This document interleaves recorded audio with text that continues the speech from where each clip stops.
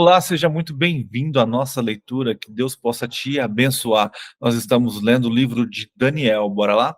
A Ti, Senhor, nós rendemos graças porque o Senhor é muito bom. Obrigado por esse dia, louvado seja seu nome, Pai. Sim, Espírito Obrigado porque a Santo, sua misericórdia se renovou mais uma manhã das nossas vidas. Nós te louvamos, te exaltamos pela tua fidelidade, pela sua graça, pelo seu amor que é derramado sobre nós, Pai. Muito obrigado, Jesus. Obrigado porque naquela cruz venceste os nossos pecados, venceste os nossos inimigos e o teu sangue derramado purificou o nosso ser. Obrigado, Jesus, porque ressuscitaste e nos mostraste que temos a vida eterna, que podemos ter uma esperança em Ti e viveremos eternamente contigo no Teu reino. Louvado, exaltado, engrandecido seja Teu nome, Pai. Santo, santo, santo é o Senhor Deus Todo-Poderoso, aquele que foi, que é e que há de vir. Nós te louvamos, te exaltamos, porque o Senhor é o único digno de ser louvado, de ser adorado, de ser engrandecido. Nós te amamos, Pai. Não tem mais razão ou sentido viver neste mundo se não for na tua presença. Nos ensina, Senhor, a desejá-lo, a buscá-lo, a ter mais fé, ter mais amor, Senhor. Tudo isso para a glória do teu santo nome, para o louvor do teu santo nome. Espírito Santo, vem nesta manhã ministrar aos nossos corações. Vem falar conosco através da tua palavra. Ministra em nossa alma, para que possamos compreender o que vamos ler, para que possamos entender o que o Senhor quis dizer para Daniel, Pai. E trazer para nós também, para este tempo, o que a tua palavra quer dizer. E que tudo seja para louvor do teu nome, Pai. Abençoa a vida de cada um aqui presente, Senhor. O Senhor conhece os desejos, as dificuldades, as lutas, os nossos sonhos, as dores que temos, Pai. Então, move com teu Espírito sobre a vida de cada um, Pai. Quero te pedir, especialmente pela Neide, que o Senhor esteja cuidando dela nessa cirurgia, que os seus anjos estejam ali operando, usando a mão desses médicos, Pai. E que tudo isso, Senhor, seja para a glória do teu nome. Abençoa, Senhor, os familiares de cada um aqui presente. Pai, eu sei que o Senhor está fazendo algo grande neste mundo, para este tempo. Não nos deixe de fora, Pai. Nos ensina, nos abre a visão, nos abre os sentidos, Pai, para que possamos ver e sentir e participar do mover que está para acontecer, Senhor. Derrama em nossos corações o desejo, o anseio de te buscar mais e mais. Seja, Senhor, com a nossa nação. Desperta, Senhor, o teu povo. Desperta a tua igreja, Pai. Existe uma grande profecia sobre o Brasil de que será o celeiro de avivamento onde muitos se levantarão para levar o evangelho do reino a todas as nações. A sua promessa, Senhor, sempre se cumpre. Então desperta a sua igreja, Pai. Faça com que o seu povo amadureça. Faça com que o desejo de te buscar, o desejo de se arrepender de seus pecados, de voltar para o caminho aconteça, Pai. Chega de uma igreja morna, Pai. Nós desejamos, Pai, pessoas que realmente busquem a Tua palavra, pessoas que tenham sede de justiça, pessoas que tenham não só o amor, não fiquem só falando, mas vivam o amor verdadeiramente. Pessoas que peguem a sua Bíblia, que peguem a palavra e estudem, Senhor. Chega de pessoas domingueiras. Chega, Senhor, de crente meia boca, de crente mimizento, Pai. Nós precisamos realmente de soldados. Precisamos de pessoas que se levantem, que se posicionem e proclamem o seu evangelho, para que o seu avivamento aconteça, para que haja transformação nessa nação e através dessa nação haja transformação nas nações. Ah, Senhor, seja com o seu governo, com o governo dessa terra, com o governo brasileiro. com todos que estão lá, Pai, que a sua graça, que o seu amor e que a sua justiça seja derramada, mas que a sua vontade seja soberana sobre a nossa nação. Seja ali, Pai, com aquele povo do sul que está sofrendo tanto com enchentes, com chuvas, com tempestades, Pai. Ah, Deus, console o coração daqueles que já perderam tanto. Tem misericórdia também, Pai, desse povo de nós aqui, com esse calor extremo. Quantas pessoas não têm sofrido com isso, Senhor? Mas que a sua vontade seja soberana e que a gente possa abrir os nossos olhos espirituais e começar a entender o que está acontecendo, que tudo isso é da sua vontade. Esteja ali também, Pai, que aquele povo, como o povo de Israel, de Jerusalém, traga paz para aquele lugar.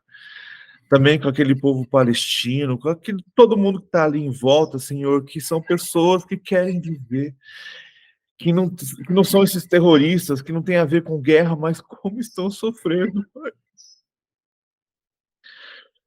Uma guerra tão injusta que até crianças estão morrendo, Pai, bebês morrendo, Senhor. Tem misericórdia, Pai. Console estas famílias. Eu sei que tudo isso tem um propósito do Senhor, eu sei que tudo isso, mas como dói em nosso coração mesmo, estando tão distante, Pai. Saber que tanta injustiça está acontecendo. Mas faça a sua vontade e o teu querer, Pai. Que o Senhor possa derramar o teu Espírito sobre aquela terra. Que haja uma revelação do teu Espírito sobre aquelas pessoas. Que tanto judeus como muçulmanos, Pai, eles venham se converter dos teus caminhos. Que eles venham através de sonhos, através de visões, através de pessoas, não importa como, mas que eles venham reconhecer Jesus como Messias. Que haja um derramar do teu Espírito sobre aquelas nações. Tem misericórdia do teu povo, Pai. Para a honra e glória do teu nome, para que o teu nome seja louvado e exaltado mais uma vez naquele lugar. Console, Senhor, aquelas nações. Vai com os teus anjos também, Senhor. E protege aqueles povos.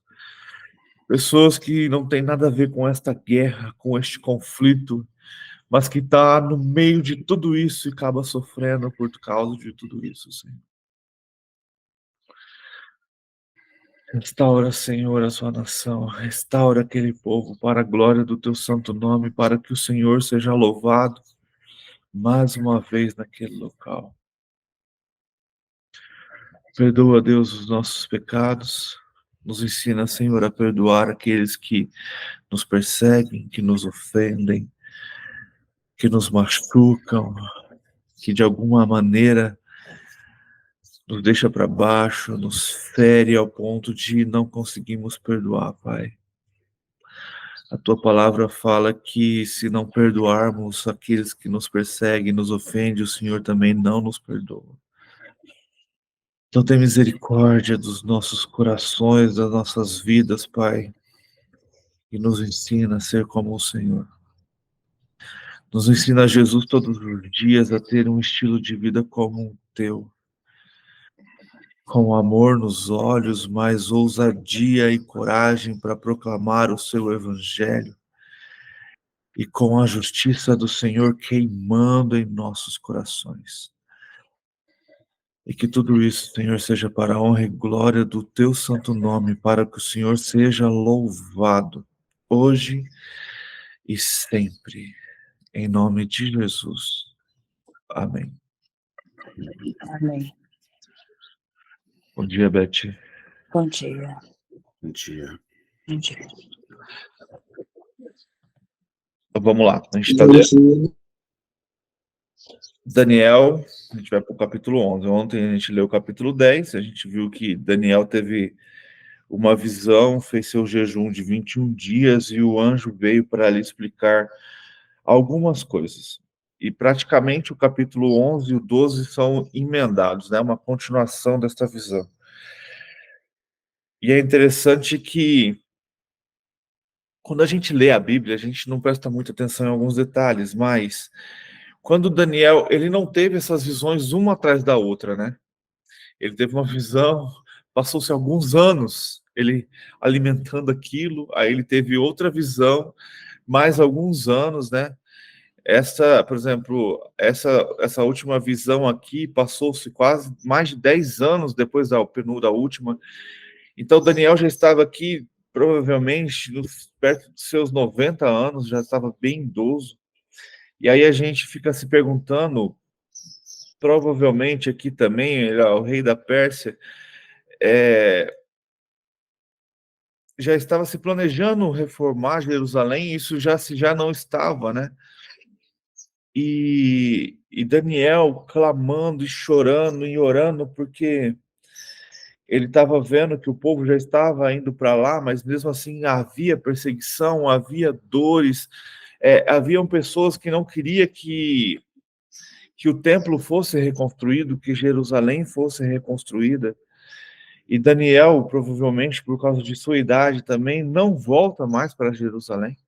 Lembra que ele está na Babilônia e é longe, bem longe de Jerusalém.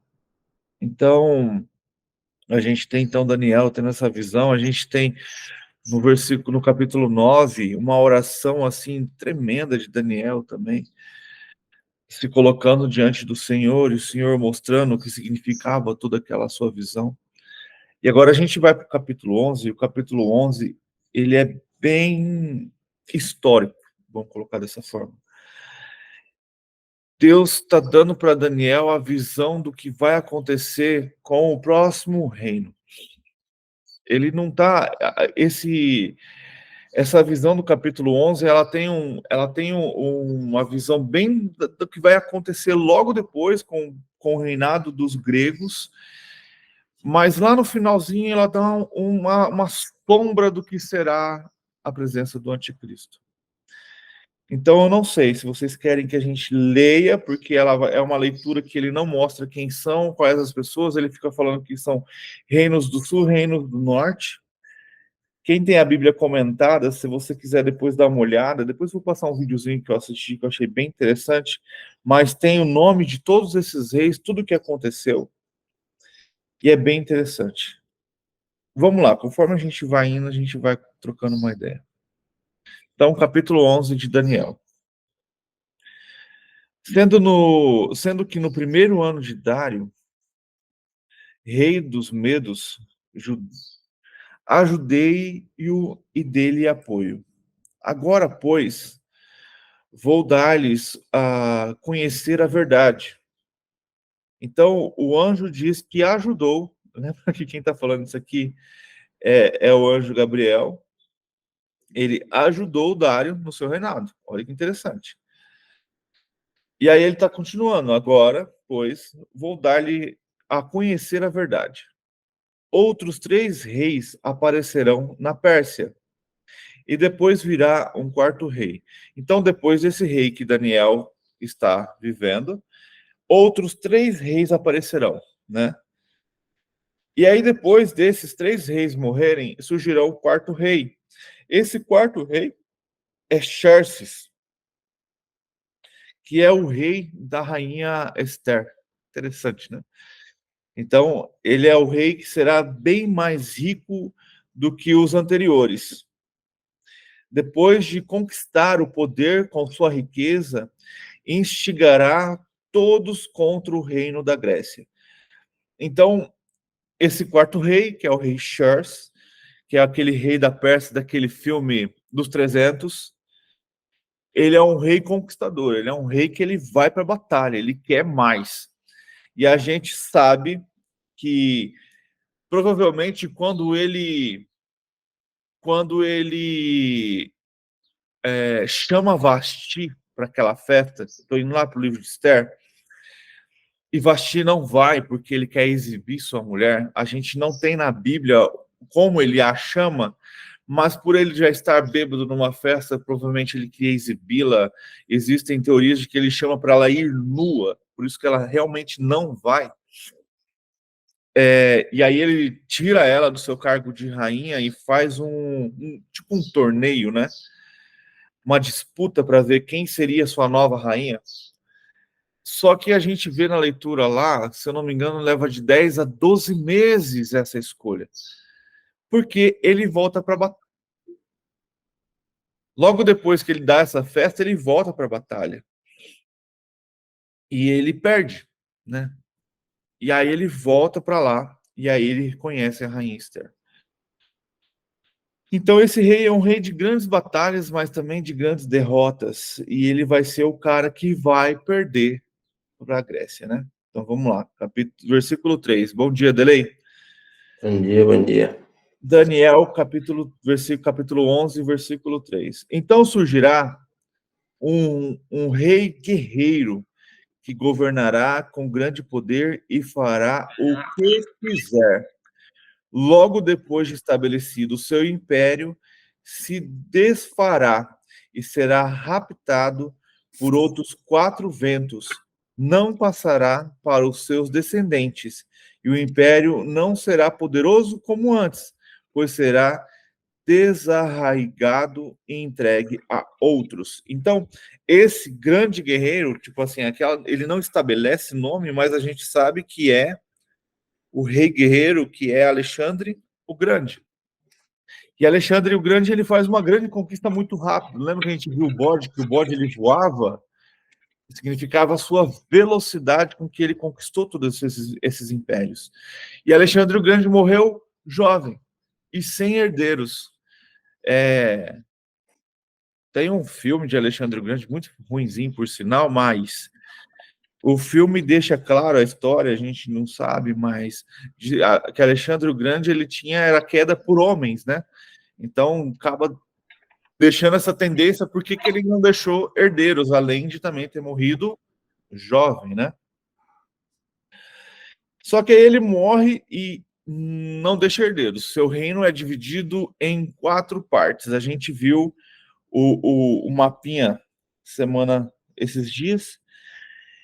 E aí são divididos em 4 reinos. Desses 4 reinos, tem 2 reinos que são fortes, que é os que a gente vai estudar hoje, que é o Reino do Sul e o Reino do Norte. Que a gente tem ali, provavelmente, a Síria e o Egito. Quem está no meio dessa briga toda? Jerusalém. Esses são os 4 chifres? São os 4 chifres. Okay. É a representação, né? São esses 4 chifres. E o que vai acontecer? Durante muito tempo, é que quando a gente faz uma leitura, a gente acha que um desses reis já é o Antíoco Epifânio. Uhum. E não é. Ele vai demorar para conquistar o reinado dele. Na verdade, ele vai demorar para surgir. Anos passam, outros é o que a gente vai ver agora. Uhum. Outros reis vão tomando posse, vai perdendo, conquistando, perdendo, conquistando. E o Antíoco Epifânio vai surgir só no versículo 21. Então, vamos lá. O rei do sul se tornará forte, mas um de seus príncipes se tornará ainda mais forte que ele e governará o seu próprio reino com grande poder. Depois de alguns anos, eles se tornarão aliados. A filha do rei do sul fará um tratado com o rei do norte, mas ela não manterá o seu poder, nem ele conservará o dele. Naqueles dias, ela será entregue à morte com a sua escolta real e com o seu pai, e com aquele que o apoia. Então, a gente tem aqui o Reino do Sul, que é Ptolomeu, e o primeiro reino do mundo do norte é Seleuco. E aí eles fazem o casamento tal, e esse casamento não dá certo, ao ponto da primeira esposa de Antíoco, ela envenena essa rainha. E envenena também o filho dela. Então, para que não haja essa descendência do sul, não haja essa mistura, a rainha que já era, acaba envenenando a outra. Versículo 7. Alguém da linhagem dela se levantará para tomar-lhe o lugar. Ele atacará as forças do rei do norte e invadirá a sua fortaleza. Lutará contra elas e será vitorioso. Também tomará os deuses deles e suas imagens de metal e seus utensílios valiosos de prata e de ouro, e os levará para o Egito por alguns anos. Ele deixará o rei do norte em paz. Então o rei do norte invadirá as terras do rei do sul, mas terá que retirar para a sua própria terra.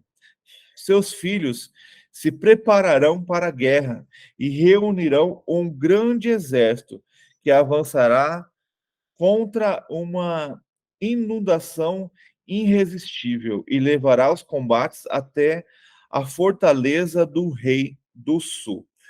Então a gente tem aqui do 7 ao 10 uma tensão, isso eu estou lendo um comentário aqui, entre irmãos de Berenice e Ptolomeu III.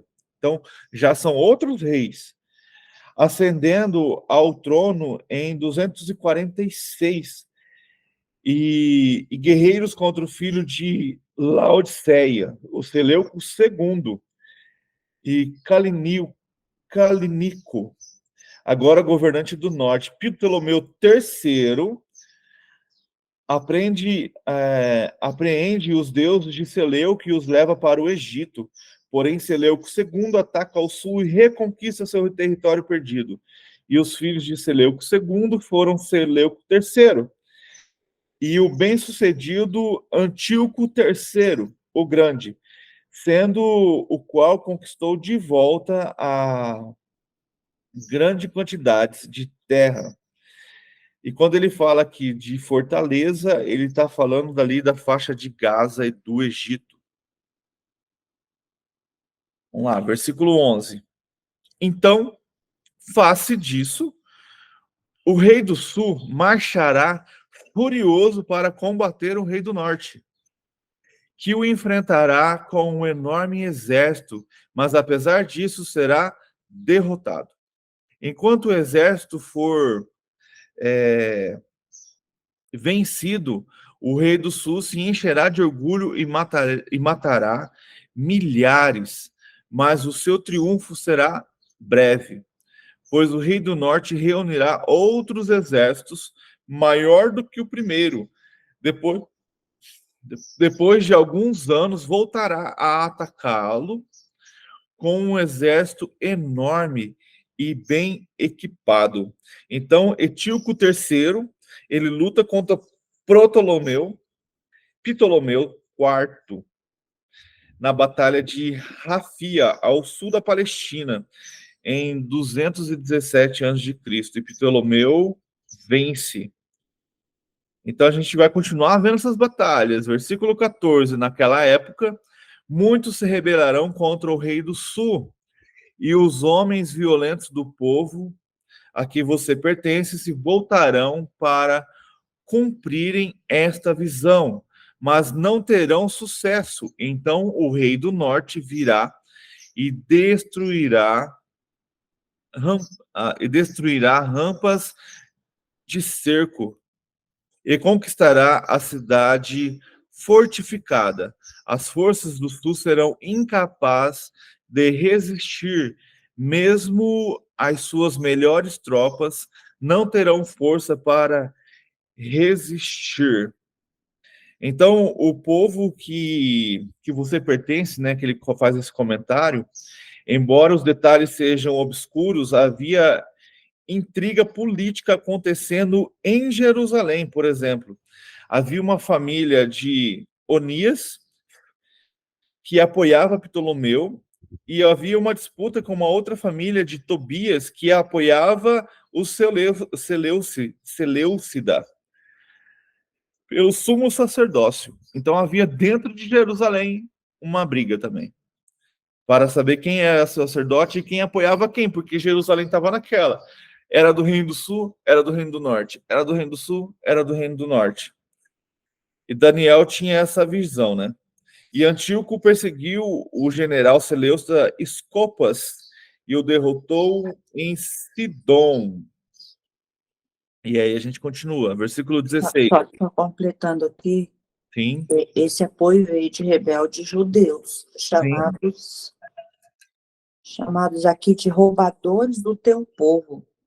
As forças de Antíoco III tiveram uma grande vitória, chegando até mesmo a conquistar as cidades cercadas de Sidom.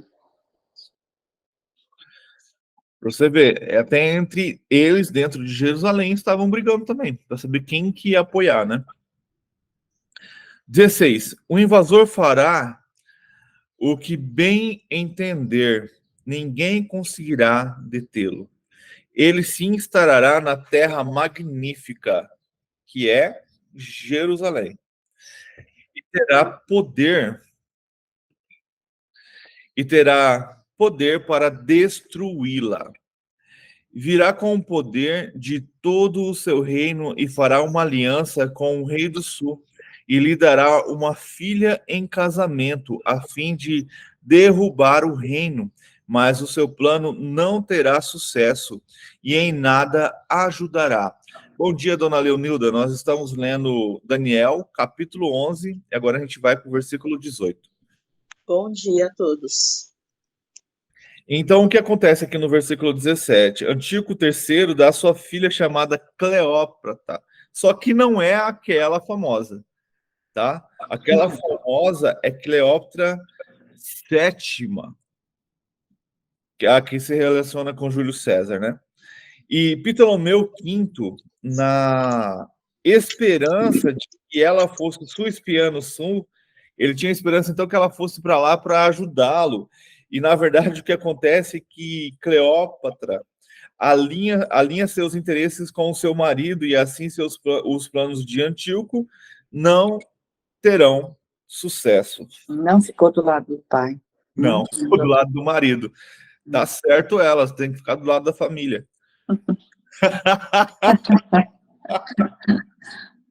Não é? Casou, Tá, faz mais família. obedeceu o marido.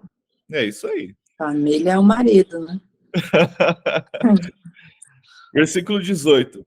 Então, ele voltará a atenção para as regiões costeiras, e se apossará de muitas delas. Mas um comandante reagirá com arrogância. A arrogância dele e lhe dará fim. Depois disso, ele se dirigirá para as fortalezas de sua própria terra, mas tropeçará e cairá para nunca mais aparecer. Então, Antíoco III começa a anexar parte da Ásia Menor a algumas ilhas gregas, mas ao invadir Trácia em 196 a.C., viu como o tempo passou bastante já? Então, muitos reis, tal, antes do bendito Epifânio assumir. Lúcio Cornélio, cônsul romano, derrotou em Termópolis. Então, ó, Roma começa já a dar as caras. Então, já não é mais só uma briga entre os gregos, né? São 4 reis gregos brigando por terra. Não, lá vem o pequeno chifre. E principalmente os reis do norte e os reis do sul, né? Mas o pequeno chifre não é romano. Uhum. E aí ele vem ali e aí os romanos já começam a apoiar outros territórios. Então, Roma já começa a vir também fazer sua conquista. Agora a gente vai entrar no versículo 20. Agora a gente começa a ver o Epifânio. Seu sucessor enviará um cobrador de impostos para manter o esplendor real. Contudo, em poucos anos ele será destruído, sem necessidade de ira nem de combate. Ele será sucedido por um ser desprezível, que não tinha sido dado a honra de realeza, Então, o que acontece? Ele toma o cargo. Se eu não me engano, deixa eu ver se está aqui. É isso, ó. Antíoco IV, que é o Epifânio, ele usurpa o trono do sobrinho por meio de intrigas. Ele é o Seleuco, quarto? Esse é aquele que a gente... Esse vai ser o chifre pequeno. É isso mesmo. É o Epifânio. Antíoco IV Epifânio. É o que a gente viu no capítulo 8. Uhum. É o que a gente viu no capítulo 8. Agora, vai pensando já, a Bíblia, isso é uma sombra do que vai acontecer. Olha o que esse cara faz. Então, continuando lá, versículo 21. Ele será sucedido por ser um ser desprezível. Ele será sucedido por um ser desprezível a quem não tinha sido dado a honra da realeza. Ele invadirá o reino quando o povo se sentir seguro. Olha isso. Onde você está? Versículo 21. Ah, tá. Então, ele invadirá o reino quando o povo se sentir seguro. Lembra da Bíblia? Quando achar que haverá paz, virá guerra. Uhum. Se apoderar do reino... Ai, peraí, mas ele não morreu? Ele não foi envenenado? Não, esse aqui é o quarto, não é o terceiro. Lembra que o envenenado já ficou lá atrás. O outro filho dele já assumiu. Aqui a gente... Após um curto reinado, Seleuco IV foi morto sem ira e sem batalha, e sim envenenado por seu cobrador de impostos. Mas aqui eu não estou falando de Seleuco, eu estou falando de Antíoco. Não é Seleuco que é o Epifânio, sim Antíoco. É Antíoco IV e não Seleuco. A gente está no outro reino. Entendeu? Entendi, não, mas vamos lá. O Seleuco O já... Seleuco está no versículo 20. É o Seleuco Filópata. No meu comentário não tem, não. Uhum. No meu E no comentário... 21 ele tá falando é o Antíoco IV. No 21 que é o Antíoco. Sim, eu estou falando do 21 já estou no 21 e 22. É. Que é Antíoco Epifânio IV. Esse é o cara que tem a representação do anticristo, que é o mesmo que a gente viu no capítulo 8, que é Esse que é o pequeno chifre. isso, Antíoco IV Epifânio. Entendeu? Uhum. Agora a gente vai ver sobre ele. Agora, a narrativa do anjo já não está mais pulando rápido a história. Ele vai parar no último reinado da Grécia. E aqui quando a derrota dele acontece no final desse capítulo, que é quando Roma assume todo o governo. Versículo 22. Então, só para continuar aqui, ele se apodera do reino por meio de intrigas. Então, é engano, lembra? Versículo 22. Então, aqui não seria o anticristo? É uma representação. Mas, por enquanto, vamos para a parte histórica, de algo que aconteceu e tem provas históricas. E aconteceu do jeito... tem muitos teólogos que acreditam que esse capítulo de Daniel foi escrito depois dessas coisas acontecerem, por causa dos detalhes que é colocado. E não que foi uma visão que Daniel teve. Versículo 22. Então, um exército avassalador será arrasado diante dele, tendo o exército como um príncipe da aliança será destruídos. Peraí, só um pouquinho, volta um pouquinho no 21, deixa eu ler um comentário do 21. Antíoco IV, desculpa, não era da linhagem do reino. Eu falei já. Ele tomou o reino por meio de adulações, enquanto o herdeiro de direito Demétrio era mantido em Roma.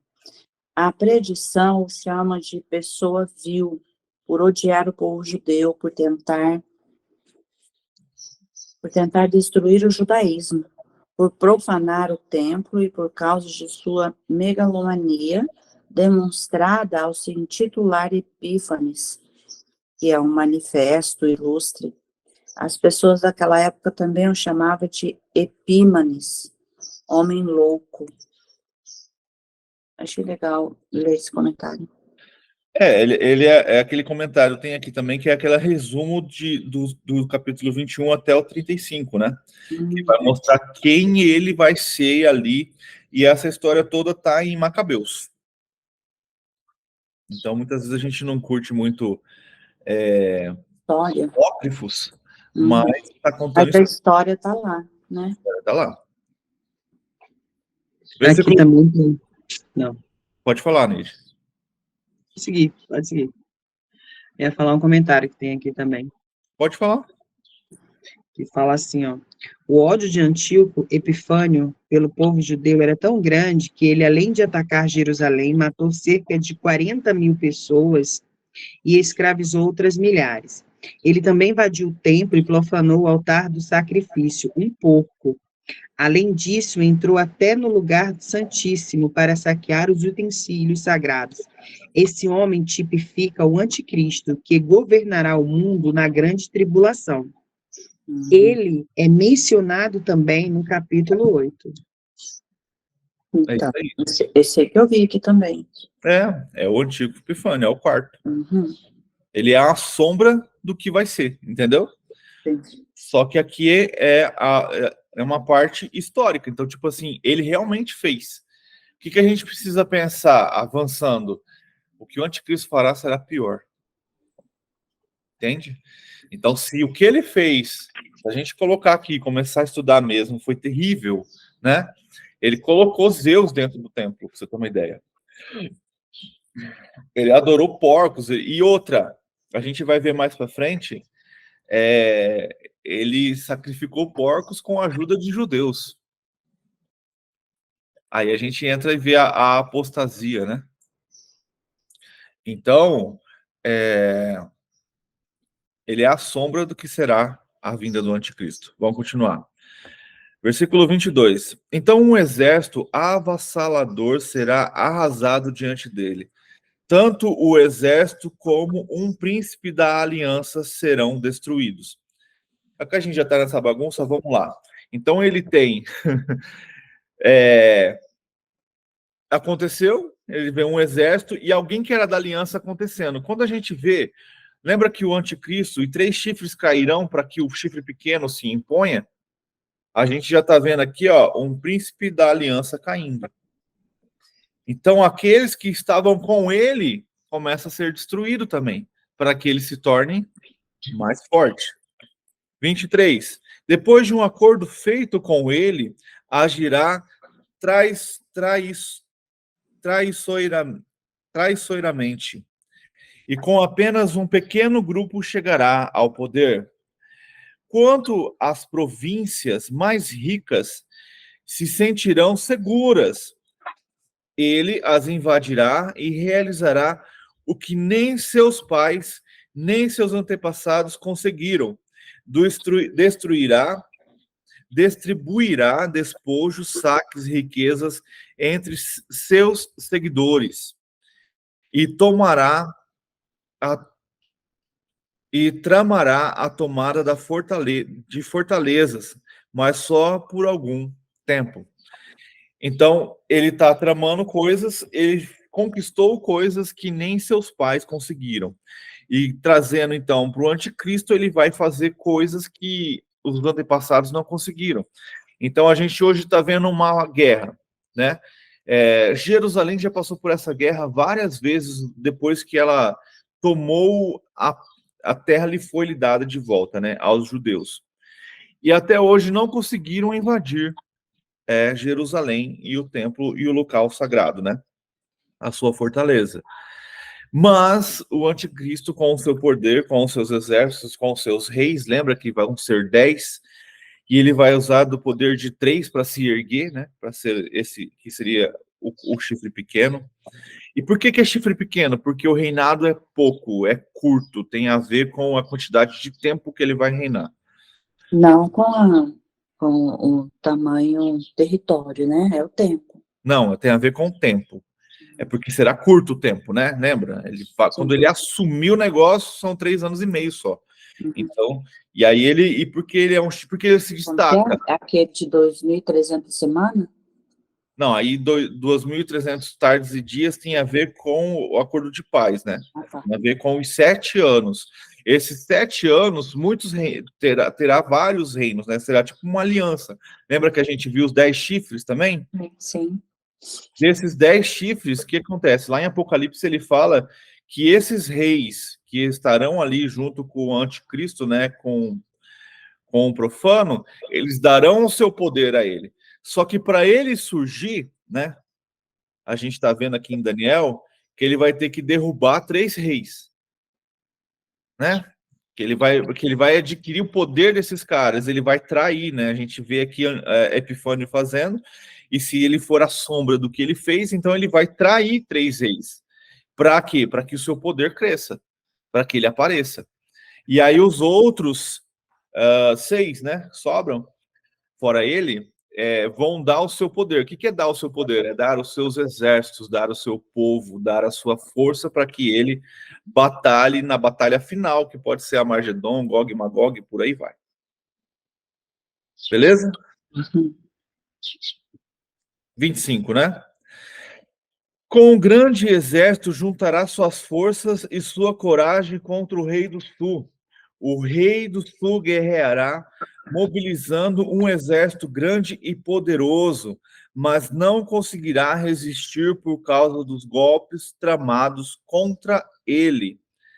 Mesmo que os que estiverem sendo alimentados pelo rei tentarão destruí-lo, seu exército será arrasado e muitos cairão em combate. Os 2 reis, com o seu coração inclinado para o mal, sentarão à mesma mesa e mentirão um para o outro, mas sem resultado, pois o fim só virá no tempo determinado. Olha que interessante, eu estou lendo isso aqui e estou pensando, né? Lembra que eu sempre falo que o anticristo ele vai governar, mas não vai ser um governo total.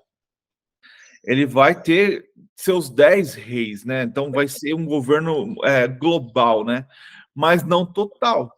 Então, tipo assim, é como se a gente pegasse o rei do norte e tivesse um reino ainda que não fosse a favor dessa aliança desses 10 reinos. Por isso que eu acredito que, no fim ali, o falso profeta, né? Ele vai ter muito poder e muita influência para conquistar e juntar todos esses povos. E mesmo assim ele haverá inimigos. E aí a gente pensa assim, mas serão os cristãos. Não, serão outros povos que não concordam com essa posse, com esse território. Então a guerra, essas batalhas acontecerão não só... Lógico, o anticristo, eu acredito, ele vai perseguir tanto os judeus como cristãos. Serão os 2 povos mais perseguidos da sua época. Mas haverá reinos que não serão a favor do que eles estão fazendo. Porque pensa comigo, quando a gente leu ali capítulo 8, eu acredito, e vendo alguns teólogos, eles deixam a visão de que o capítulo 8, quando ele separa, né, não são mais os 10 chifres, mas apenas 4, ele faz isso para mostrar ali o reino grego e mostrar quem o reino grego conquistou e da onde vem o chifre pequeno, para a gente ter uma noção de qual região poderá surgir o anticristo, né? Já que Epifânio ele é uma sombra do que será o anticristo, então a gente tem que descobrir mais ou menos de que região vem Epifânio. Então sabemos que daquela região, não vou falar lugar, cidade, mas é daquela região ali do norte que vem o anticristo. Então o anticristo ele vem ali do Oriente, da Arábia, daquela região ali para assumir. Então pensa só, a gente tem hoje um governo trazendo para a nossa realidade, a gente tem hoje, vamos supor, a ONU ali, que tem Estados Unidos, a Europa, né? Uma boa parte do globo. E a gente tem uma união acontecendo entre os países do Oriente. Tudo bem que esta guerra que surgiu agora meio que deu uma esfriada nisso. Mas isso também pode ser um gatilho para que surja o cara que vai fazer um acordo de paz entre todo o Oriente. E aí o príncipe da Arábia Saudita, algumas semanas atrás, ele fez um discurso falando que ele não vai descansar enquanto o Oriente Médio não for uma potência. Agora você imagina, todo o Oriente Médio sendo uma potência, se unindo ali com Rússia, se unindo com China, Coreia do Norte, Turquia, todos aqueles países ali em volta. Cara, a Europa vai ficar de cara, os Estados Unidos vai ficar de cara, o Brasil vai ficar em cima do muro, como sempre. Espero. Mas, então vai haver conflitos, mas o Oriente vai dominar por um tempo. Por um curto tempo. A gente sabe ali que são 3 anos. E por 3 anos e meio de uma paz, é uma falsa paz, né? Porque haverá conflitos, discursos. E eu acho bem interessante que ele fala aqui, ó, que eles sentaram no finalzinho do 27, eles sentaram à mesa e mentiram um para o outro. Comum, né? Se a gente parar para pensar, entre as pessoas do mundo, mas sem resultado. Então, não houve um acordo entre esses dois reinos, pois o fim só virá no tempo determinado. Eu ler mais um comentário. Provavelmente esses 2 reis traiçoeiros eram o tio IV da Síria e o Ptolomeu VI do Egito. A traição e o engano constituem um poderoso caminho de ruína para posicionar alguém acima de outras pessoas. Quando 2 potências se empenham em alcançar uma posição superior, desencadeia-se um processo de enfraquecimento e destruição mútua, além de ser uma competição fútil, porque Deus é que detém todo o poder nas mãos. Mas não era esse aí que eu ia ler, não, era outro aqui. Após a derrota de Ptolomeu VI, Ptolomeu VII assumiu o controle do Egito. Então, ambos os reis, Antíoco IV e Ptolomeu VI, se encontraram à mesma mesa, mentindo um para o outro, tramando a restauração de Ptolomeu VI ao trono. Depois de um sucesso inicial limitado, eles acabaram fracassando. Em seguida, depois de saquear o Egito,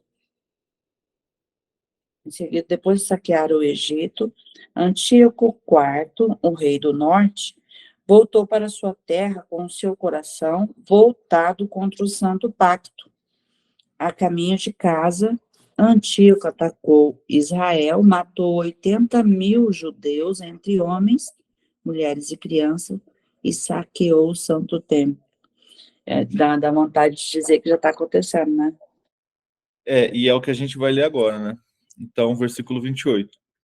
O rei do norte voltará para a sua terra com grande riqueza, mas o seu coração estará voltado contra a Santa Aliança, então contra os judeus.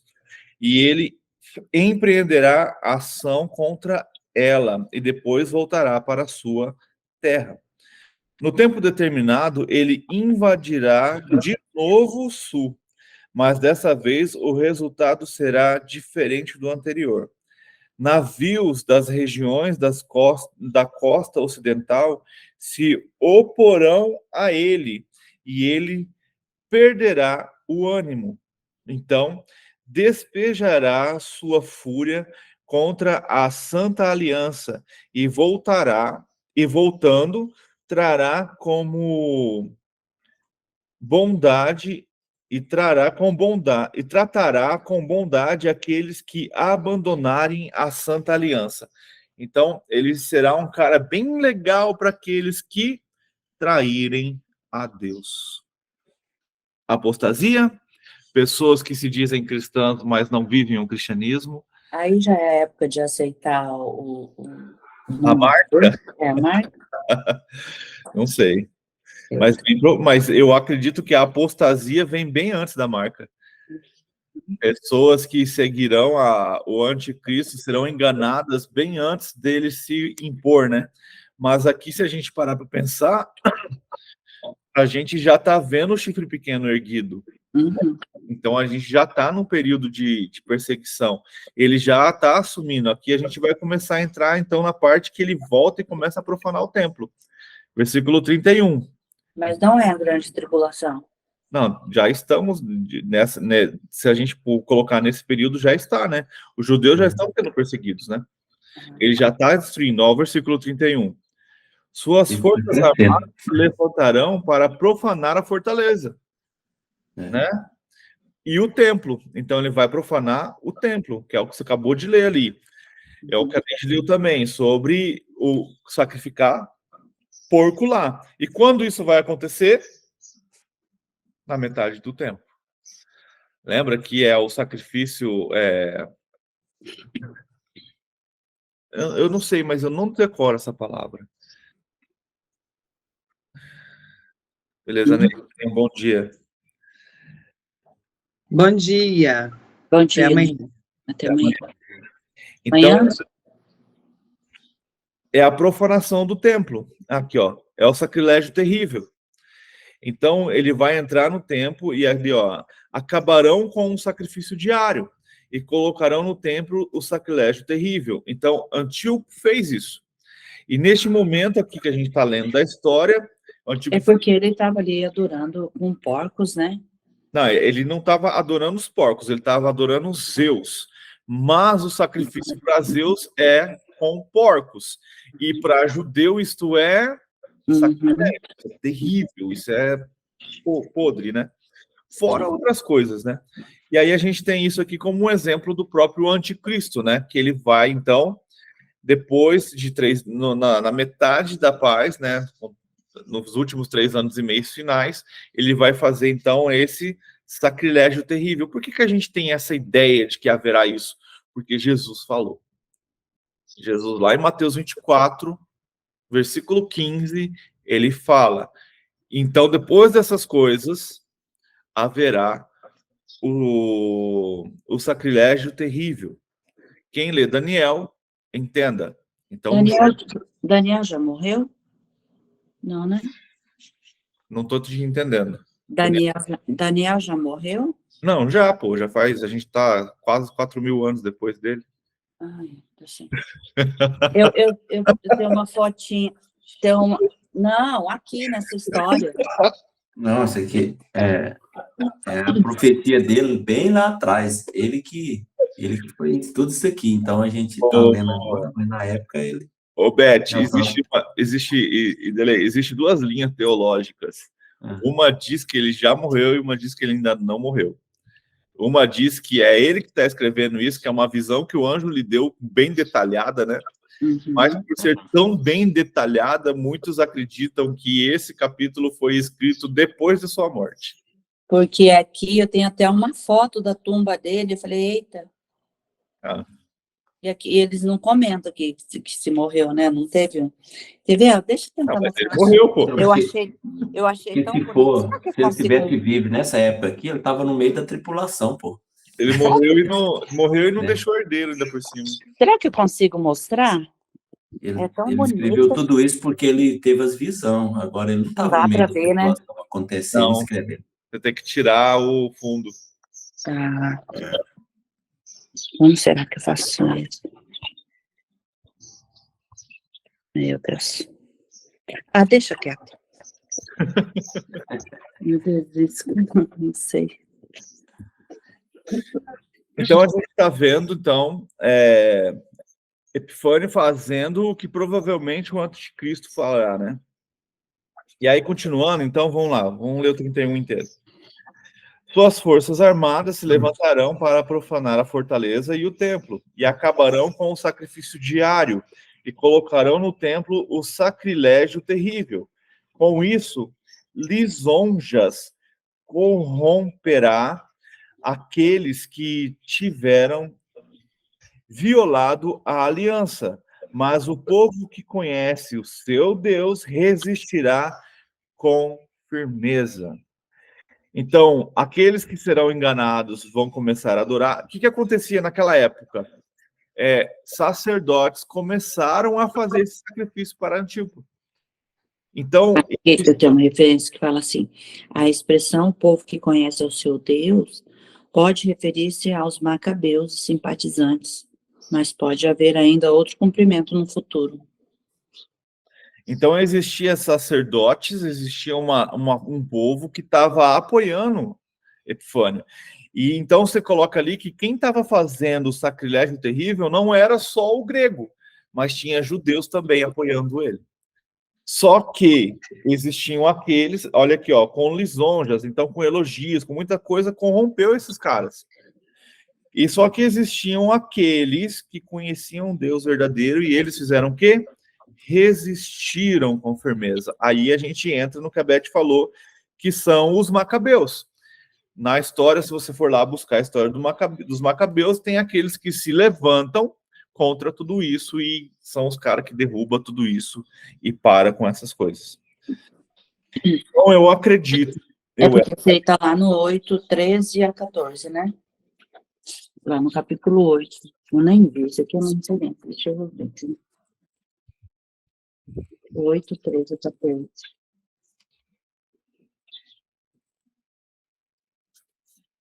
Depois ouvi um santo que falava, e disse outro santo que falava, até quando durará a visão do contínuo sacrifício da transação assoladora para que seja entregue o santuário e o exército a fim de serem pisados? E ele me disse até 2.300 sarjas. Ah, tá. Entendi. Mas voltando, então, o que eu vejo aqui? Que mesmo durante a grande tribulação, né, vamos colocar assim, que começa nos últimos 3 anos e meio, haverá pessoas que resistirá firme ao anticristo. Começando pelos próprios judeus que são os que vão estar mais perto de tudo que vai acontecer. O que acontece? Segundo alguns historiadores, eles ficarão felizes, né, com o acordo de paz, com talvez a construção do templo. Tem gente que acredita que o templo será construído e tem gente que acredita que essa profanação e o templo é espiritual. Mas vamos para a parte física. Vamos fazer com que o templo foi reconstruído durante esse acordo de paz. E que eles voltam a fazer sacrifícios, né? Como eu mostrei para vocês lá naquela linha das 70 semanas. No meio desse acordo de paz, então, o anticristo vem e faz esse sacrilégio terrível. E o que acontece? Vai ter judeus apoiando, né, que vão ser enganados, e vai ter aqueles que vão se colocar contra, que vão ver o que está acontecendo não é Deus. E é onde, lembra lá em Mateus, que Jesus fala assim, ó, quem está no monte, corra, ai das grávidas, que isso não aconteça no inverno, quem está em cima da casa não desça para pegar nada, fuja. Por quê? Porque começará uma grande perseguição. E aí, Éder, tá com a minha visão.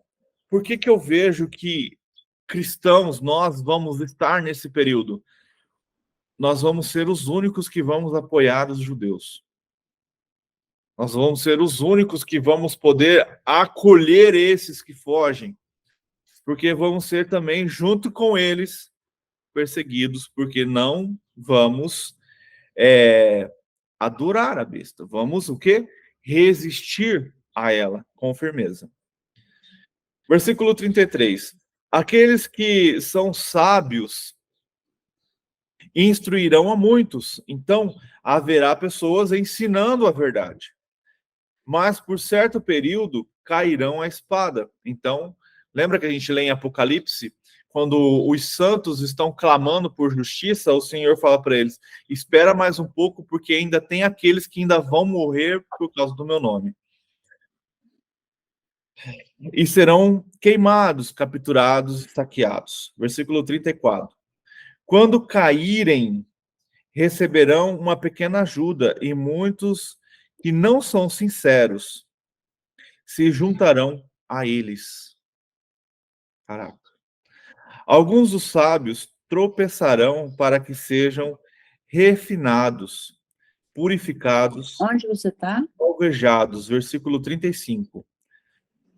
Até a época do fim. Por isso, só acontecerá no tempo determinado.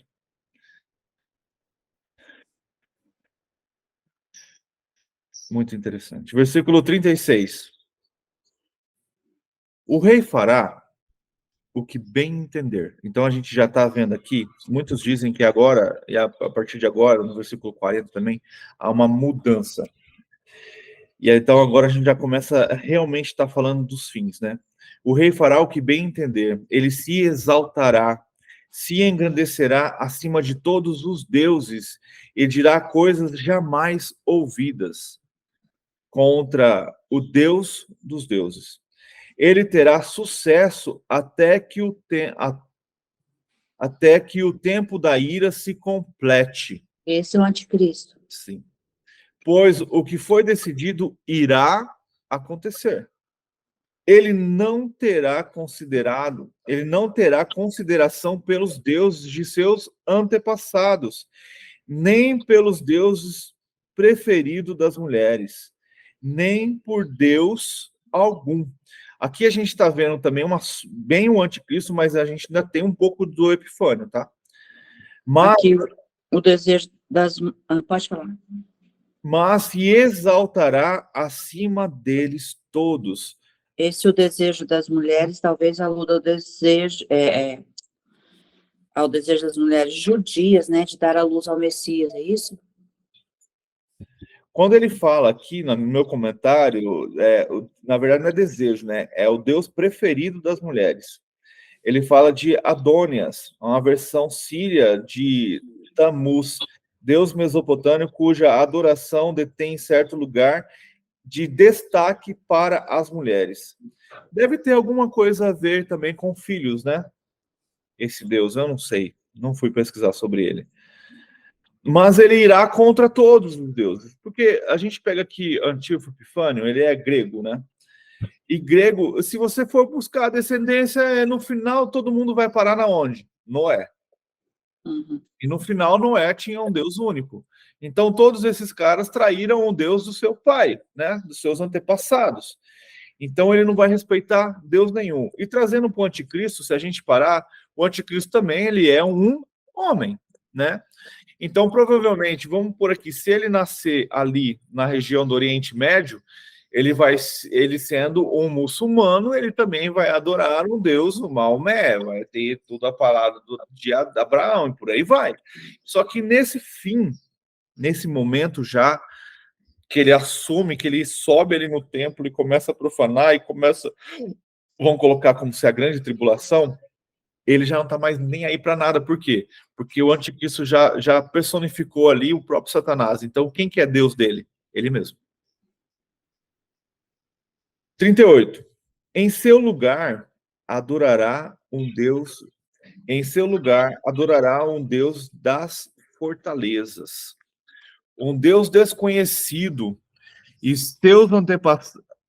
um Deus desconhecido de seus antepassados. Ele honrará com ouro e prata e pedras preciosas e presentes caros. Em Apocalipse, tem uma passagem que acontece?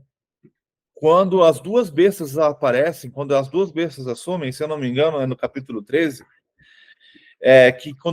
quando começa o falso profeta a agir fervorosamente ali, que ele adquire grandes poderes, né, de tirar fogo do céu e por aí vai, ele cria uma estátua, e é o que a gente está vendo aqui, para que essa estátua seja adorada. A gente tem um reflexo também do que Nabucodonosor fez.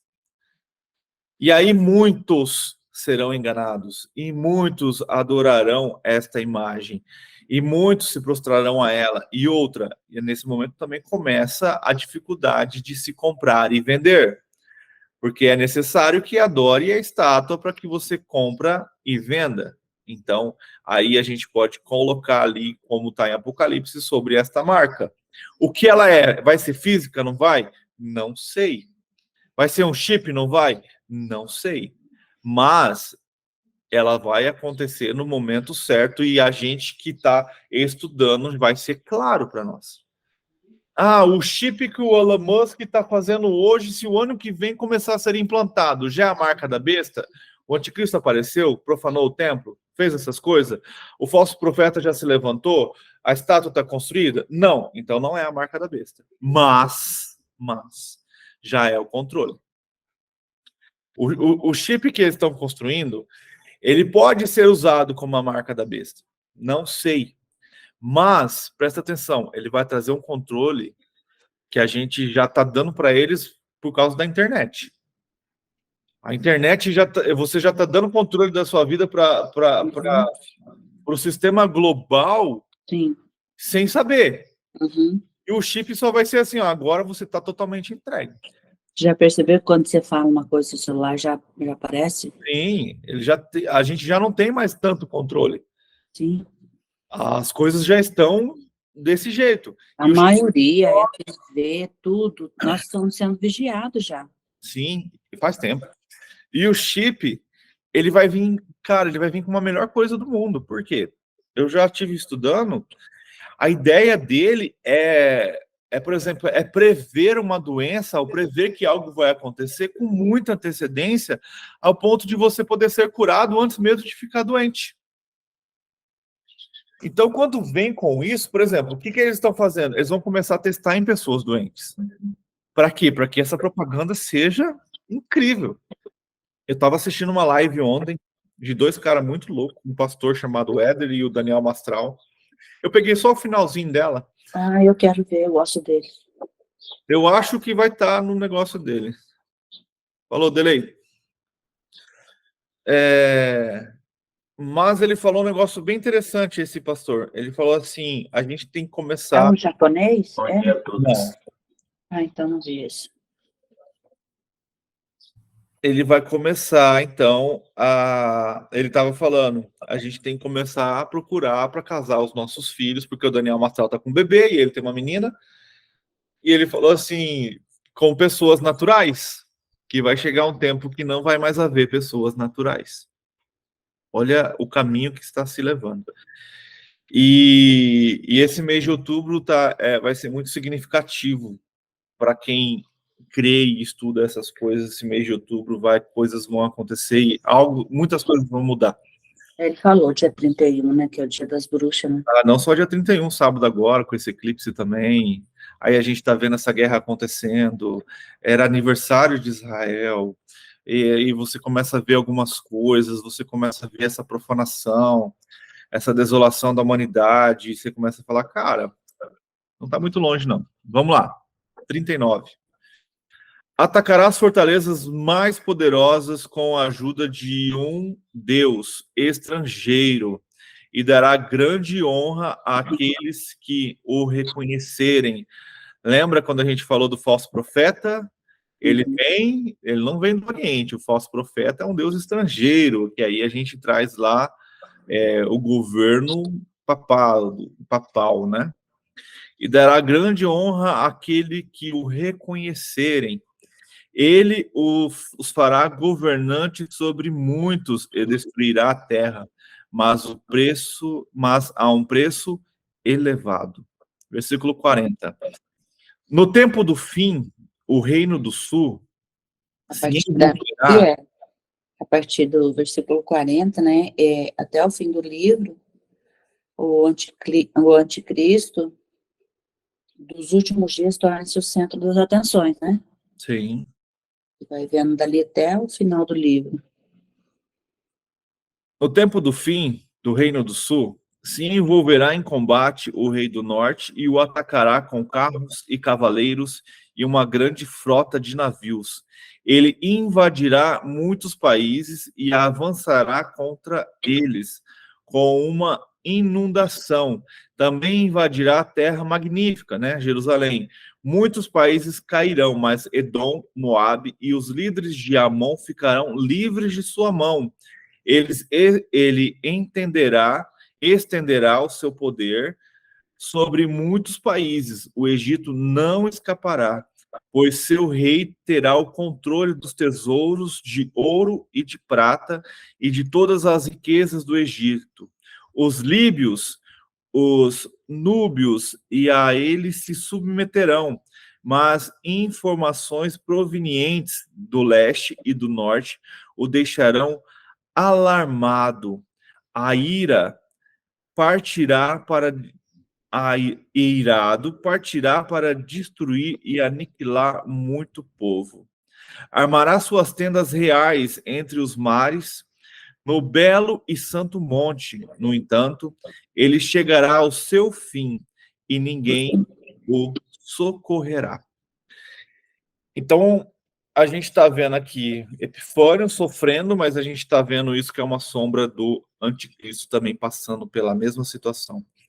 Eu vi um exemplo ontem que eu achei bem legal para a gente entender por que essa referência de sombra. Porque a gente pode pensar assim que Epifânio é uma sombra do que o anticristo será. Lembra que Jesus fala em Mateus 24 que será como nos dias de Noé? Então, Noé e a sua arca é uma sombra do que Jesus está falando. A arca é uma sombra do que Jesus será, né? Que é salvar os seus, né? E Epifânio é uma sombra do que o anticristo será. Só que se você parar para olhar os dois lados, Jesus é muito maior que a arca e o anticristo será muito maior que Epifânio. Então Jesus será muito maior que a arca, salvará muito mais pessoas, transformará essa terra, e o anticristo será muito mais perverso do que a gente está vendo que Epifânio foi. É que a gente aqui é uma história resumida, mas se a gente for lá em Macabeus e começar a ler, a gente vai ver que foi terrível o que ele fez. Ele matou muitos judeus, ele fez muita coisa terrível. E o anticristo vai ser muito pior do que ele.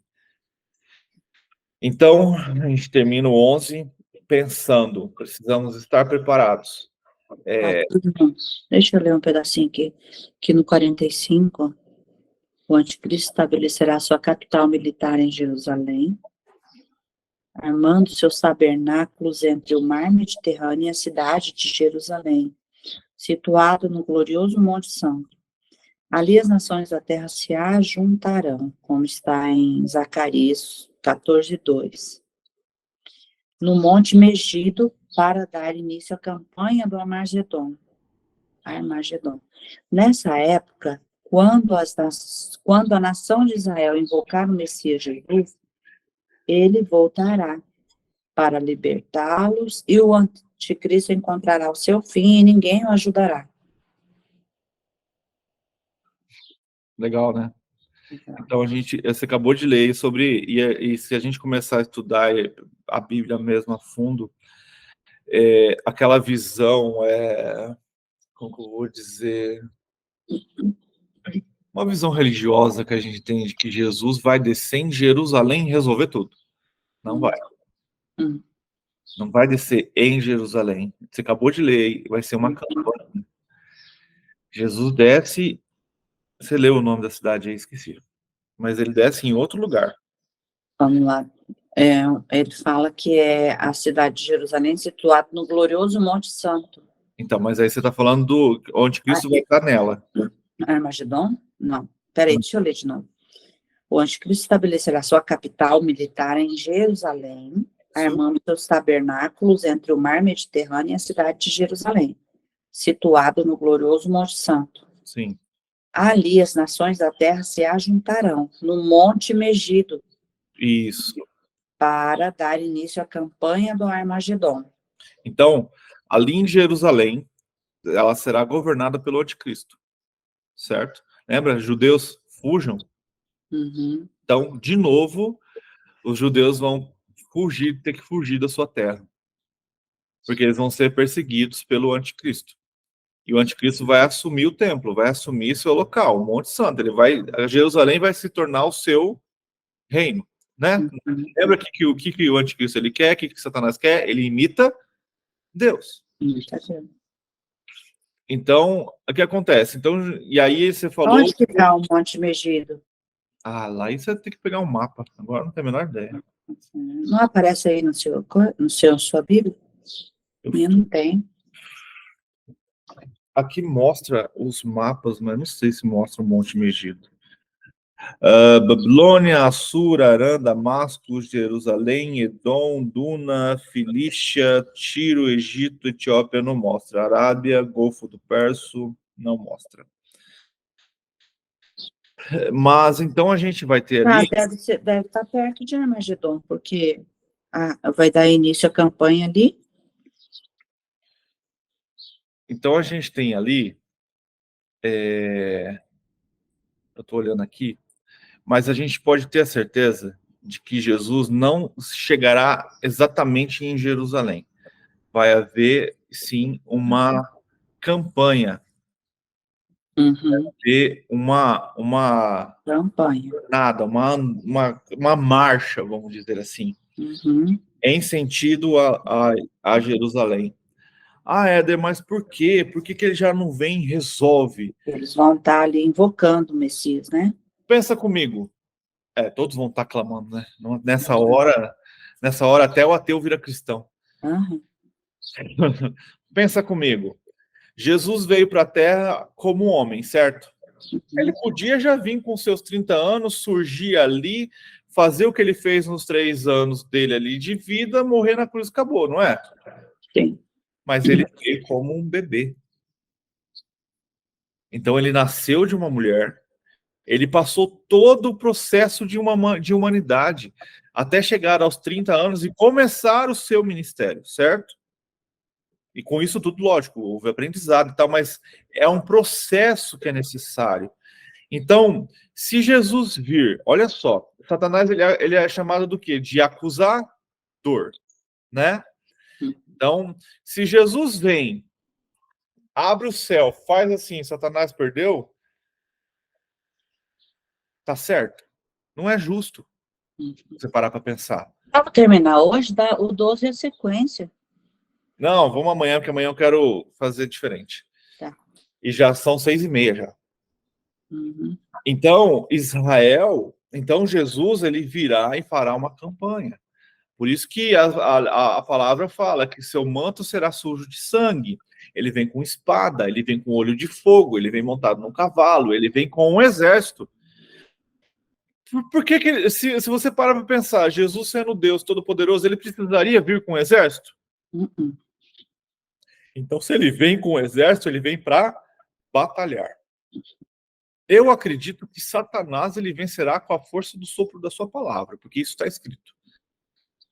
Mas quem vencerá os demônios e quem vencerá os homens que ali estão, porque vai ter também, né, um exército humano nessa batalha, será os anjos e nós, com o nosso corpo glorificado, vindo para a batalha, porque ele fala que virá junto os santos. Então isso é muito massa, cara. Eu gosto muito dessa ideia. Eu gosto muito do Ângelo Basso, ele dá uma ideia que ele fala assim: eu vou ser o cara que vai estar pregando o evangelho. Se eu for capturado, eu vou ficar olhando bem para a cara do cara que vai me matar. E esse cara vai olhar para mim e vai falar: por que você está me olhando? Eu estou marcando a sua cara. Porque você vai me matar, eu vou subir, receber o corpo glorificado e vou vir atrás de você. Boa, muito boa. Ele fala assim: eu não sei onde é o... Onde fica cavalo, como que é o nome? Baia? Não. Não. Estábulo.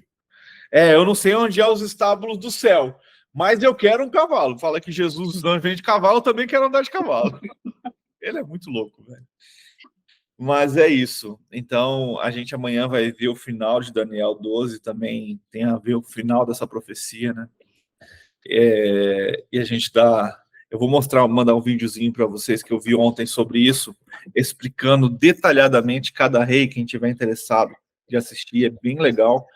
O cara mostrando cada rei, quem é quem em cada tempo ali da leitura de Daniel 11, e depois ele dá esse exemplo, né, de onde está o anticristo também em cada momento ali, trazendo esta sombra, né, da vinda do anticristo. Mas no final de tudo precisamos então estar prontos para a vinda do Senhor. E lembrar que antes da vinda do Senhor todas essas coisas acontecerão. Então, precisamos estar preparados para a volta do Senhor. Preparados para a volta do Senhor é estar cada vez mais firmados nele, cada vez com mais intimidade com ele, cada vez mais andando na sua presença. Fechou, gente? Vamos estar encerrando, então. Pode orar, Beth, pela gente? Pai querido, soberano, Deus de majestade e glória, muito obrigada por esse momento, Jesus. Momento precioso, nós passamos aqui, ó Deus, aprendendo mais de Ti. Não vou dizer que é o momento que nós passamos na Tua presença, porque eu não quero sair, eu quero estar o dia todo, o tempo todo na Tua presença. Guarda as nossas vidas, dá-nos discernimento espiritual, visão espiritual, ó Pai, enche-nos dos dons do Teu Espírito. Ah, Deus querido, desperta cada dia mais as nossas vidas, que isso fique incrustado no nosso coração, na nossa mente, que nós venhamos a meditar o dia todo na Tua volta, na Tua vinda, nos Teus propósitos, nos Teus projetos, ó Pai, e cumprir tudo que Tu colocaste para que nós possamos fazer, ó Deus. Cumprir os Teus propósitos, falar de Ti, resplandecer a Tua glória nesse mundo vil. Ah, Deus de amor, ser com cada um de nós aqui, ó Deus. Esta é a minha oração, no nome poderoso de Jesus, porque é Teu todo o poder, toda a honra e toda a glória. Amém. E assim a gente finaliza o capítulo 11 do livro de Daniel. Estamos acabando a leitura deste livro e como Deus tem ministrado aos nossos corações. Que você possa ter cada dia mais sede da palavra do Senhor e que Deus possa cada vez mais falar com você e que você tenha uma vida abençoada pelo Senhor.